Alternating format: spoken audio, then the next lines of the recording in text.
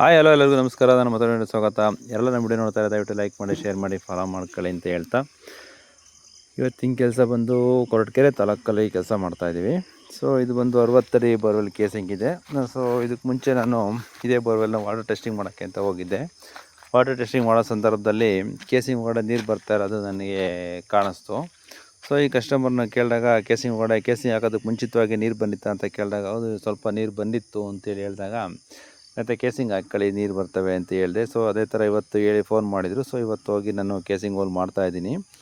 So ಇದು 60 ಅಡಿ total casing ಇದೆ ಇದು. ಸೊ ಇದರಲ್ಲಿ ನಾವು ಕೇಸಿಂಗ್ ಹೋಲ್ ಮಾಡ್ತಾಯಿದ್ದೀವಿ. ನೋಡ್ತಾ ಇರ್ಬೋದು ನಿಮಗೆ ಯಾವ ಥರ ನೀರು ಬರ್ತಾಯಿದೆ ಬೋರಲ್ಲಿ ಅಂತ ಹೇಳ್ಬಿಟ್ಟು.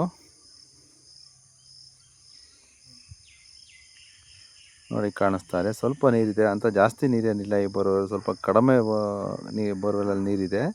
ಸೊ ಈ ಕೇಸಿಂಗ್ ಹಾಕ್ತಾ ನೋಡಿ, ಕೇಸಿಂಗ್ ಓಪನ್ ಮಾಡ್ತಾ ಇದ್ದೀನಿ, ಯಾವ ಥರ ನೀರು ಬರ್ತಾ ಇದೆ ಅಂತ ಚೆಕ್ ಮಾಡ್ತಾ ಇರ್ಬೋದು.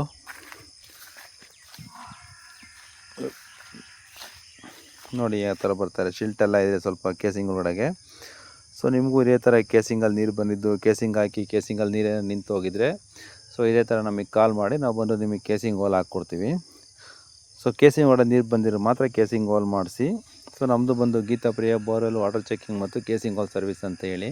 ಸೊ ಬೋರ್ವೆಲಲ್ಲಿ ನೀರು ಕಡಿಮೆ ಬಂದಿರೋ ಕೂಡ ಟೆಸ್ಟಿಂಗ್ ನೀರು ಯಾವ ಮೋಟ್ರ್ ಬಿಡಬೇಕು ಅಂತ ಗೊತ್ತಿಲ್ಲ ಅನ್ನೋ ಕೂಡ ದಯವಿಟ್ಟು ನಾವು ನಂಬರಿಗೆ ಕಾಲ್ ಮಾಡಿ, ನಾವು ಬಂದು ನಿಮಗೆ ನಾವು ಮೋಟ್ರ್ ಬಿಟ್ಟು ನೀರು ಆಚೆ ಹೊಡೆದು ರನ್ನಿಂಗಲ್ಲಿ ಕ್ಯಾಮ್ರಾ ಬಿಟ್ಟು ಯಾವ ಮೋಟ್ರ್ ಬಿಡಬೇಕು ಅಂತೆಲ್ಲ ಹೇಳ್ತೀವಿ. ಸೊ ನೋಡಿ ಈ ಥರ ಬರ್ತಾಯಿದೆ ಸ್ನೇಹಿತರೆ ನೀರು ಈ ಬೋರ್ವೆಲಲ್ಲಿ ಕೇಸಿಂಗಲ್ಲಿ. ಸೊ ಸ್ನೇಹಿತರೆ, ಕೆಲವೊಂದು ಬೋರ್ವೆಲಲ್ಲಿ ನೀವು ಕೇಳ್ಬೋದು, ಕೆಲವೊಬ್ರು ಕಸ್ಟಮರ್ ಯಾರೊಬ್ರು ಫೋನ್ ಮಾಡಿ ನನಗೆ ಕೇಳಿದ್ರು, ಕೆಲವೊಂದು ವೀಡಿಯೋಗಳಲ್ಲಿ ಮಾತ್ರ ನೀವು ವೀಡಿಯೋ ಈ ಥರ ನೀರು ಬರೋದು ಹಾಕ್ತೀರಾ, ಕೆಲವು ಬೋರ್ವೆಲಲ್ಲಿ ಕೇಸಿಂಗ್ ಹೋಲ್ ಹಾಕ್ತಾ ಇರೋದು ಮಾತ್ರ ಹಾಕ್ತಾಯಿದ್ರೆ ನೀರು ಯಾವ ಥರ ಬರುತ್ತೆ ಅಂತ ತೋರಿಸೋದಿಲ್ಲ ಅಂತ. ಸ್ನೇಹಿತರೆ, ಈ ಬೋರ್ವೆಲಲ್ಲಿ ಕೇಸಿಂಗ್ ಹೋಲಿಂದ ಕೆಳಗಡೆ ನೀರು ನಿಂತಿದ್ದಾಗ ಮಾತ್ರ ನಮ್ಗೆ ಈ ಥರ ಕಾಣಿಸುತ್ತೆ. ಕೇಸಿಂಗಲ್ಲಿ ಕೆಲವೊಂದು ಬೋರ್ಗಳಲ್ಲಿ ಏನಾಗುತ್ತೆ, ನೀರು ಮೇಲ್ಗಡೆ ಸಿಕ್ಕಿದೆ ಅಂದರೆ ಮೇಲ್ಗಡೆವರೆಗೂ ನೀರು ತುಂಬಿಕೊಂಡು ಸ್ಟೋರೇಜ್ ಆಗಿರ್ತವೆ. ಸೊ ಆ ಕಾರಣಾಂತರಗಳಿಂದ ನೀರು ನಮಗೆ ಮೂಮೆಂಟ್ಸ್ ಇರೋದಿಲ್ಲ, ನೀರು ಸ್ಟೋರೇಜ್ ಆಗಿ ಸುಮ್ಮನೆ ನಿಂತಿರುತ್ತೆ. ಸೊ ಅಂಥವರಲ್ಲಿ ನಾವು ನೀರು ಈಚೆ ಬರೋದು ಒಳಗಡೆ ಹೋಗೋದು ಏನು ಮೂಮೆಂಟ್ಸ್ ಕಾಣೋದಿಲ್ಲ. ಕೇಸಿಂಗ್ ಒಳಗಡೆ ಖಾಲಿ ಇದ್ದಾಗ ಅಷ್ಟೇ ಸ್ನೇಹಿತರೆ ಅದು ಈಚೆ ಕಾಣಿಸ್ತಾ ಇರ್ತೈತೆ ಈ ಥರ ನೀರು ಬರೋದು ಹೋಗೋದೆಲ್ಲನ. ಸೊ ನೀರು ತುಂಬ್ಕೊಂಡಿದ್ದಾಗ ಏನೂ ಗೊತ್ತಾಗೋದಿಲ್ಲ.